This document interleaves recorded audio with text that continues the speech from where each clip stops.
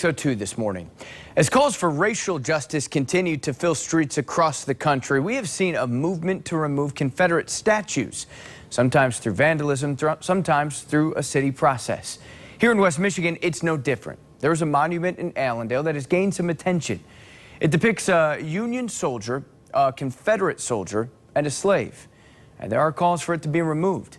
News 8's Justin Kolar is live this morning at the statue. He spoke with a group who's working to get it removed and the group that thinks that these kinds of statues should stay. So, Justin, what's the conversation around this statue? Casey, we spoke with township leaders here in Allendale Township, and they say they were put off by the protest group in this case, airing their complaints before going to the board itself. Now, before anything can happen with this statue, whether that be stay or go, the board has to vote on it. Now, much like the Civil War itself, you'll find people both in favor and opposed to the statue are split right down the middle. Roughly 500 miles away from the nearest Civil War battlefield, this statue is divisive. Nestled in Allendale Township's Veterans Memorial Garden of Honor, It is offensive. You'll find this statue. It displays a symbol of hatred. A Confederate soldier holding his flag, back to back with his Union counterpart. Cowering beneath them, a barefoot slave. This slave boy is kneeling on the ground wearing a cotton-picking satchel. What could be more demeaning to African Americans than this image?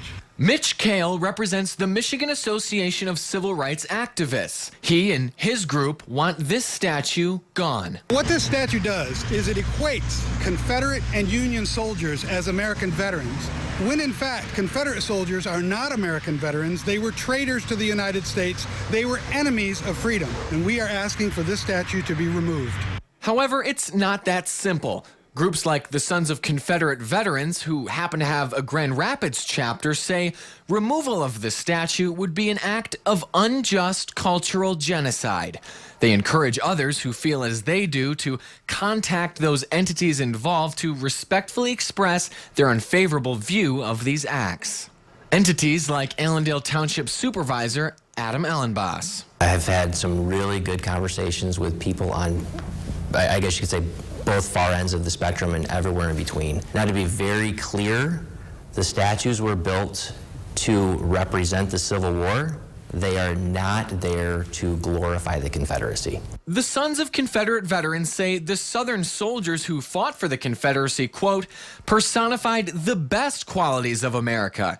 They say the preservation of liberty and freedom were the motivating factors in the South's decision to secede, making no mention of the atrocities of chattel slavery. Isn't that offensive? That is so offensive for a group of essentially white racists to come in here and say that removing a symbol of hatred against blacks is offensive, or that it's somehow cultural genocide. I'll tell you what genocide was. That was the African slave market.